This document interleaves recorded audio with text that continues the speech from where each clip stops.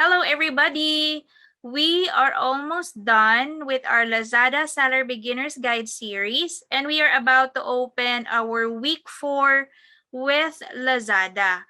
But before we welcome our week 4, pag-usapan muna natin itong napaka-importanting topic, ang sponsored solutions. This topic has been one of the most frequently asked questions through your comments sa aking YouTube at sa aking Facebook. By the way, meron din po akong Facebook ha. You can follow me, Yo Mama Betchay. Nag-iisa lamang po yan sa Facebook. So bisitahin niyo po yan and paki-like na rin po yung ating Facebook account because very soon, magkakaroon din tayo ng mga Facebook Live. So if you're interested to learn about sponsored solutions, and kung bago ka lang, you're on your first 60 days kay Lazada, kailangan nga ba natin to sa store natin?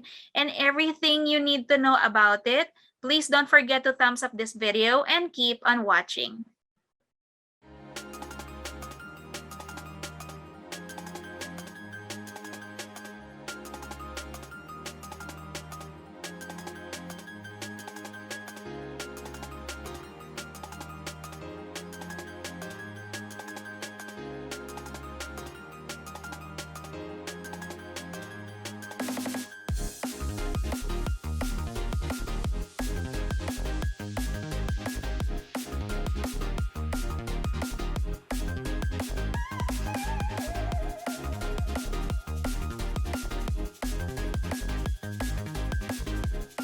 Hello everyone, Yo Mama Betchay here and welcome back to my channel.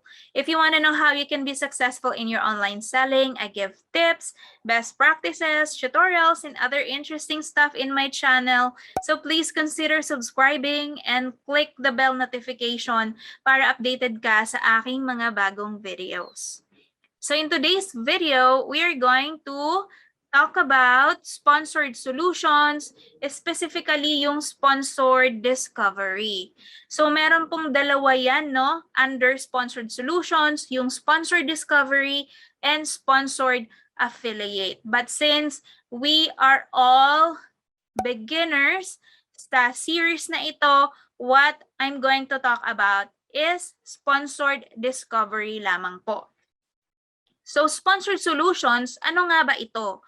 Sponsored solutions, this is a marketing tool inside the Lazada Seller Center that every Lazada seller can use or can utilize to drive visibility and generate sales in your Lazada store. And alam naman natin na kapag visibility, it is also equivalent to traffic. Later, I will show you kung ano yung itsura ng sponsored solutions na yan. Papakita natin, no, i-access natin yung Lazada Seller Center natin na may access sa sponsored solutions. So at least you get the, again, hands-on experience kung paano nga ba i-click ito and also yung interface niya, paano yung navigation niya. Okay? So, speaking of visibility equals traffic, dahil umabot ka na sa video na to, for sure, you may have understood by now na ang Lazada ay may tatlong main sources of traffic. Diba, na-share ko to sa ating previous video. So, ano-ano yung ating three main sources of traffic sa Lazada. So, ito yung Lazada guided traffic, customer-initiated traffic, and external traffic. And of course, lalayo pa ba tayo, no? Do we have to spend more money in order to learn yung Facebook ads? Lalo na kung new seller ka pa lang po, no, sa platform. Bilang beginner or for starters, I would suggest that you get to know first yung proseso or utilize first yung mga tools na meron tayo inside the Lazada Seller Center. So again, wag na tayong lalayo kasi sa Lazada Seller Center mismo, meron na tayong marketing tool under the Lazada Guided Traffic. Ito yung tinatawag na sponsored solutions. Okay? So dati, challenging po sa mga ka-sellers natin.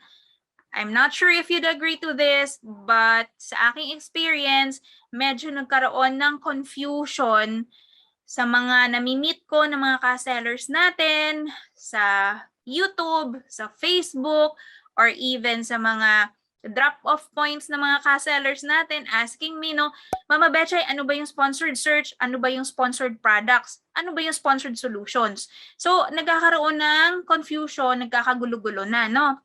So, ginawa ni Lazada para hindi na tayo ma-confuse. Ano nga ba tong sponsored search? Ano nga ba tong sponsored products? So, Lazada merge these two, yung sponsored search and sponsored products, minerge nila ito and ginawa na lang pong sponsored discovery. Okay? So, which is better, right? So, forget about sponsored search, forget about sponsored products. Let's move on, head on. Be familiar with sponsored discovery instead. Okay? So according to our Lazada Seller Center sponsored solutions experts na si Miss Burns and si Miss Jari, if you have been watching their live stream, no, sa Lazada University, no, ang purpose talaga ng sponsored solutions, lalo na itong sponsored discovery, is to reach more shoppers and promote our products easily across the Lazada platform. Okay? So, paano napopromote ng Lazada yung products natin kapag ginamit natin tong sponsored discovery? So, kapag pinromote mo yung mga products, may 3 pong pages na makikita yan sa Lazada app. Mapa-mobile man yan or mapa-Lazada app man yan kapag sa website gamit ang laptop or PC. So, if you promote your products using sponsored discovery, makikita mo siya una sa Lazada search result page, pangalawa sa recommendation section, on product details page, and pangatlo sa For You page. Okay, so ang gagawin ko, I will be showing you screenshots sa Lazada mobile app, no? Kung saan makikita yung mga iyon. And then, for sure, may mga ka-sellers tayo ngayon, no, na naka-on na yung sponsored discovery nila, makakakita din tayo ng mga example. No? So, screenshot ko yung search, recommendations, and For You page. Okay? So, tingnan nyo lamang po dito sa ating screen. Okay? So, dyan po, yung mga promoted products mo, dyan siya mag-a-appear kapag ginamit mo tong sponsored solutions. Okay? Ayan. So, ang tanong, sa dami ng mga sellers na gumagamit ng sponsored solutions, specifically itong sponsored discovery, paano natin may ensure na makikita yung products na pinromote natin sa Lazada website? Okay? So, eto po yan, ganito yan. May mga slots, may mga slots po yan na nakatoka. No, for example, sa search page, meron pong tinatawag na 5 ownable slots. So, very specific po yan per tile. So, si number 4 na slot, si number 8, si number 12, number 16, and si number 20. Okay, so yan po sa search. Kapag sa recommendations naman, naka-ano yung promoted products mo, merong 6 naman po na slots na available doon. Okay, and then For You page, madami-dami sa For You page, merong 42 ownable slots. Okay? And then, so paano natin ma-ensure? Gusto ko, Mama Betchay, na nasa top page ako lagi ng search page kapag nag-promote ako, or nasa top page ako lagi sa recommendation.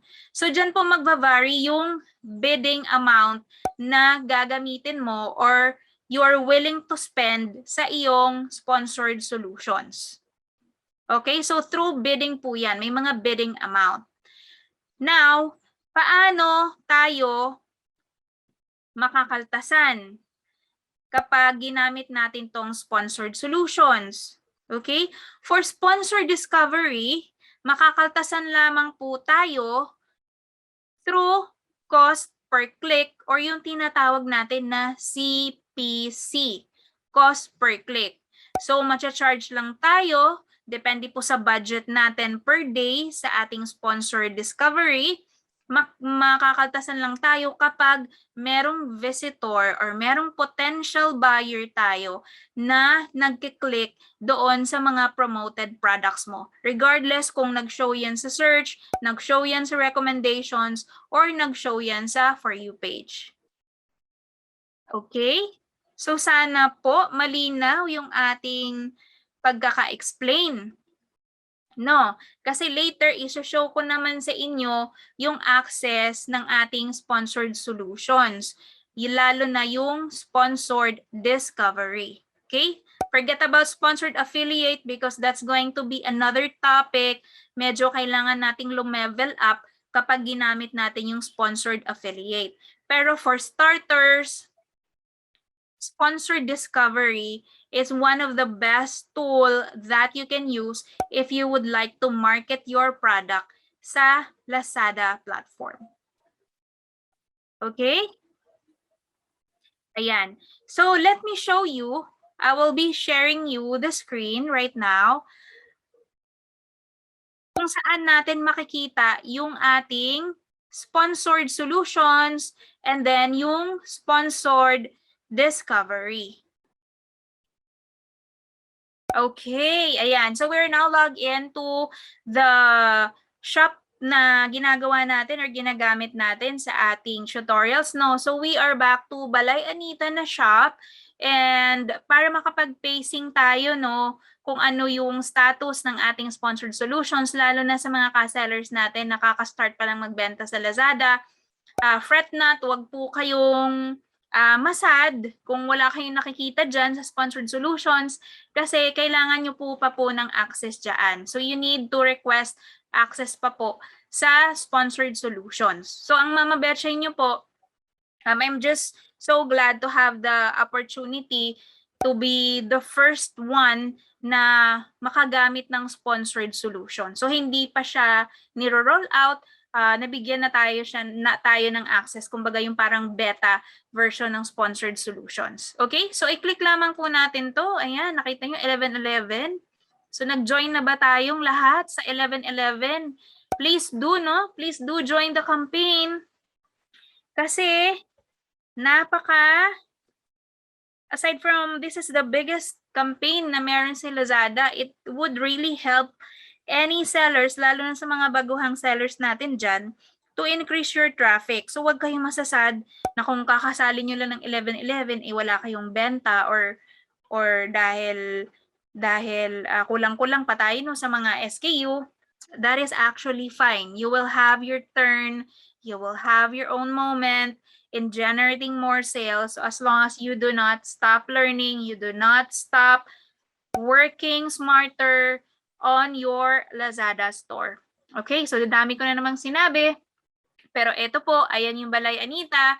So paano natin puntahan yung sponsored solutions? Of course, dito tayo sa Marketing Center.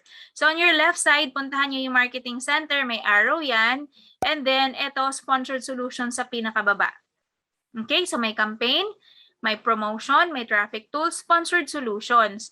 So click natin yung sponsored solutions dahil si Balay Anita kulang pa po sa mga requirements, hindi pa natin sinasubmit lahat because I'm still thinking kung I would have to push through this store or whatnot. So pagpaplanuhin pa natin yan. So for sure, you are on the same page. We are on the same page. So kung wala kang access dito sponsored solutions, this is what you're going to see first. Okay, sabi dito, attract customers and boost sales. Lazada sponsored solutions help you to gain more traffic and grow your business at every stage of customer's journey. Set up your first campaign today. Ayan. So kapag in-scroll down po natin yan, andyan po yung parang mga explanation kung gaano ka-importante na i-utilize natin to and how will it help grow our business with Lazada using the Lazada sponsored solutions. So kapag in-scroll down nyo po yan, meron po tayong terms and conditions. So nakita nyo yan? To start using our service, you must accept the terms and conditions. By using the service, you acknowledge you have reviewed, understood, and agreed to the terms and conditions. You further agree to the representations made by yourself below. Meron po siyang box So, kailangan nyo i-click yan. I-check nyo po. Sabi dito, by checking the boxes above, I represent and confirm that I am authorized to execute contracts on behalf of my organization. Okay, so i-tick lamang po natin yan. I-click lamang po natin and then click on Start Now. Okay? So, kapag Start Now, ayan, nakita nyo.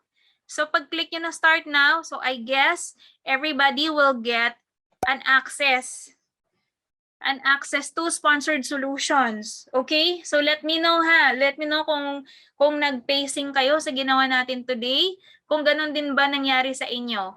Kasi I see good thing in this. So ibig sabihin, na-roll out na fully yung sponsored solution application na yan. Kasi dati po, may mga criteria siya. Okay? So I'd like to correct myself sa nasabi ko kanina na may mga criteria. Kasi it looks like, dahil ito bago lang to eh, di ba? Kailan lang natin to ginawa? Nung nag-ano lang tayo, nung nag-Lazada Seller Beginner's Guide Series lang tayo, di ba? Pero take a look at that. So I believe everybody will have access to the sponsored solutions already. Okay? So yan po. Sabi dito, top up now. Okay? So paano nyo yan lalagyan? Of course, kailangan nyo i-top up siya. Nandito po yung proseso niyan kung paano mag-top up sa left side. So, syempre, depende sa budget nyo. Maglalagay kayo ng budget dyan. So, mag-top up tayo. For example, no? So, you can top up weekly. Ayan, may mga ano po yan. May mga araw din dyan kung kailan nyo gusto mag-top up. Ayan, mga auto top up yan. Meron din tayong manual top up. So, manual top up. So, meron siyang recommended spending.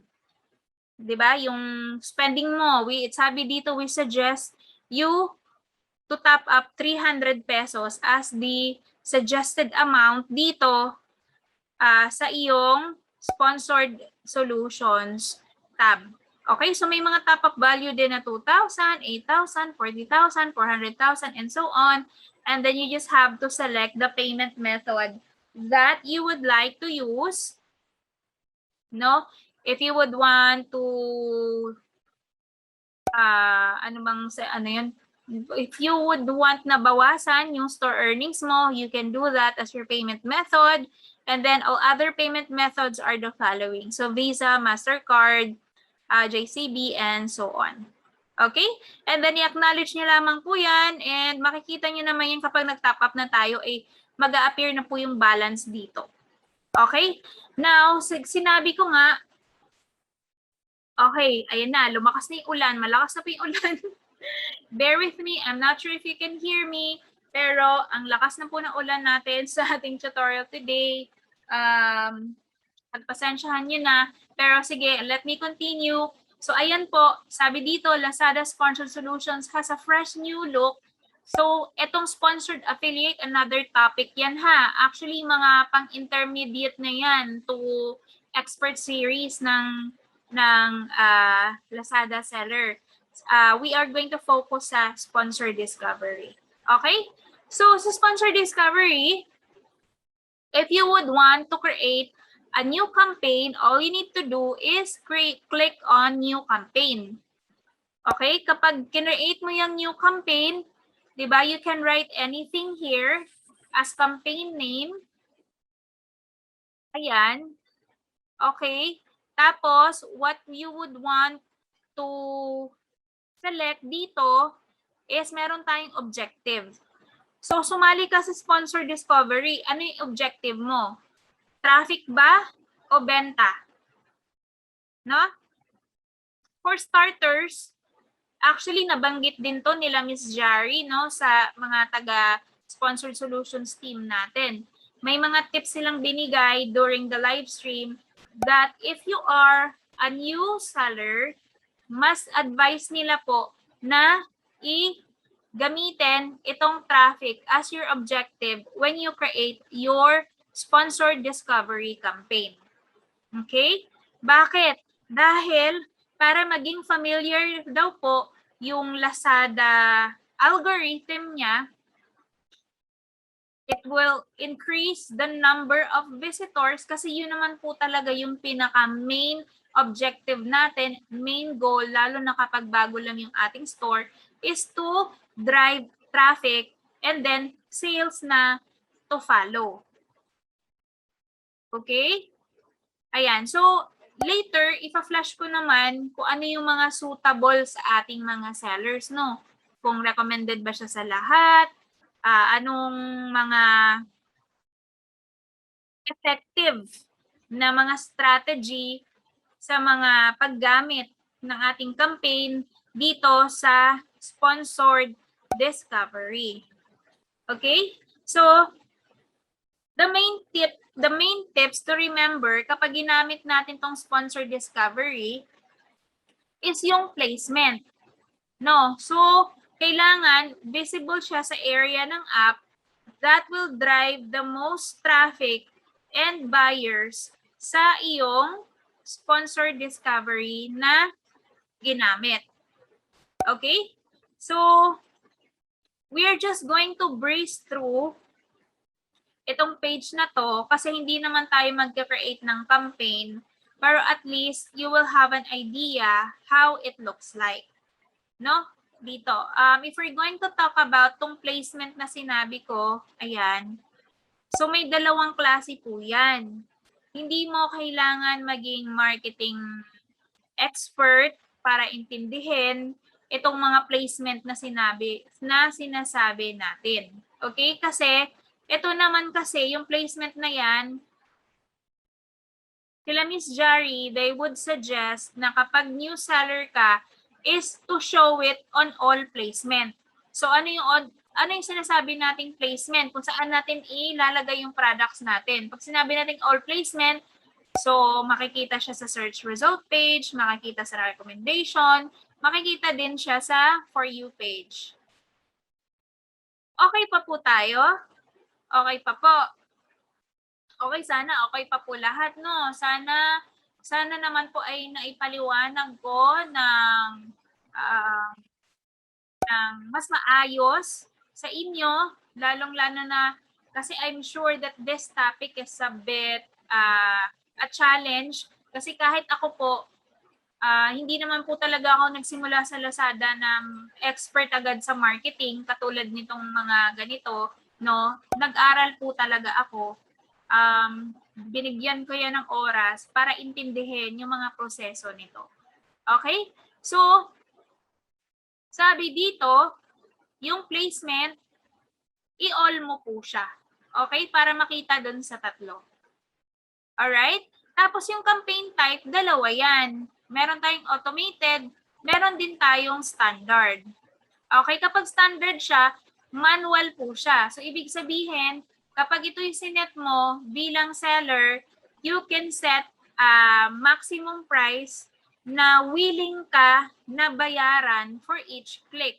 Halimbawa, willing mong bayaran, depende sa budget mo, willing mong bayaran na kapag na-click yung promoted product mo ng 4 pesos, then you can select this one. Okay? Pero, for starters, they actually advise us to use the automated option instead.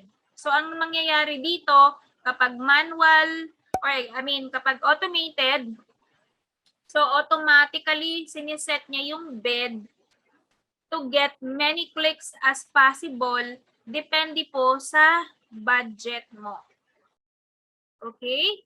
Ayan. And then, campaign budget and schedule, then daily budget po ang nakalagay dito. Although sinabi naman dito na minimum budget starts at 50 and maximum budget allowed is 1 million. Wow, napakalaki, no? Yung mga 1 million, siguro yan yung mga nagbabudget, mga taga Procter & Gamble, mga taga Unilever, di ba? Yung mga ganong kalaking mga company. Pero sa atin, mga micro-seller, actually, depende yan. Since ang goal naman natin, tayong mga first 60-day seller sa Lazada is traffic, okay naman tayo sa mababa lang ang budget. No, hindi pwede naman tayo daw as per Lazada University, pwede naman hindi tayo maging aggressive kung ang goal naman natin is traffic. No? Kung ang goal natin is to drive traffic. Okay? And then, meron tayong start date dito. So you can select the start date, and then you can also set the end date. Okay? Ayan, sana malinaw. So, if everything is being filled up here, next nyo lamang po yan. Ang next step po dyan is ipopromote mo yung products. So, isa-select mo yan kung ano yung mga products na gusto mong i-promote. Okay? This is also a strategy itself when you select your products for new sellers. No? I think we are going to have a separate discussion about that. Okay? Ayan. So, para hindi na humaba yung ating tutorial na ito, because anyway, this whole video naman is really all about lang getting to know what is sponsored solutions and what is sponsored discovery. All right? Okay, so let me stop sharing. Now, let's go back to, I will be flashing you yung mga tips to remember when we use yung sponsored discovery. Okay? So here are the tips, and I'd like to highlight as well na nagkaroon po ng maraming live stream yung ating taga LSS team, yung taga Lazada Sponsored Solutions team, sila Miss Jari, sila Miss Burns, no, on how you can go about how to effectively use itong sponsored solutions, yung sponsored discovery. Okay? So here are the tips. Number 1, tips to remember when using sponsored discovery is yung placement. Sinabi ko kanina yung placement, no? For placement, you don't need to select yung sponsored search or sponsored products, but bilang starters, you can select all placement. Okay? So, all placement po siya para visible po daw siya sa lahat ng areas ng Lazada app to drive the most traffic tsaka yung potential buyers. So, dapat yung campaign daw natin ay nakaselect sa all placement. Okay? And then the objective, kung first time ka lamang po gumamit ng sponsored solutions and you are a new seller, it was advised to choose traffic as your objective and then sales to follow. Okay, although sinabi naman nila doon na you can create both campaigns and run them simultaneously. So you can either use traffic or you can use sales. Okay, pero from my experience, lalo na sa mga bagong Lazada store, I would suggest to choose traffic. Okay? Ngayon, doon tayo sa bidding, no, 'di ba? Naalala nyo kanina, meron tayong bid manually, meron din tayong automatically. Although I give tips naman na on what to choose. For starters, you can bid automated or automatically if your goal is to drive yung traffic. Okay? But you can also bid aggressively, no? When you say bid aggressively is may malakihang budget na tayo. You can budget 500 pesos and up a day every day. Then you can choose yung standard or yung manual na settings for your sponsored discovery. Okay? I'd like to add also, sinabi to ng ating taga-LSS team that for you to keep up dun sa mga may malalaking amount of bid na nilalabas sa kanilang marketing sa marketing campaign nila sa sponsored solutions is you can bid 30 to 50% higher versus the system recommended bid on products or keywords, kasi ang sabi naman ng taga-LSS is there is really an ensure win kapag nag-bid ka ng 30 to 50% higher than dun sa nire-recommend ng system. Kasi naalala nyo, may bidding tayo dun, no? Like the amount, may nire-recommend siya na amount, right? But according to our experts, you can bid 30 to 50% higher.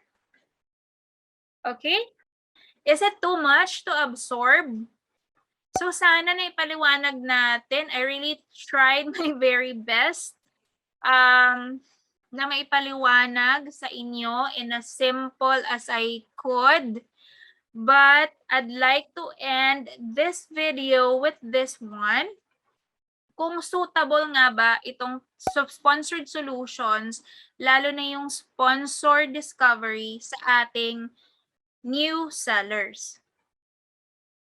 The answer is, of course, it's very suitable and recommended for all types of sellers, lalong-lalo na if you are on your first 60 days with Lazada, where there is only a minimal traffic, no, sa ating mga store. So, dapat maging intentional tayo, no, in creating our own traffic sa ating Lazada store, and to provide high intent traffic and to optimize yung traffic and potential sales sa iyong Lazada store, then sponsored solutions is really the right way to go.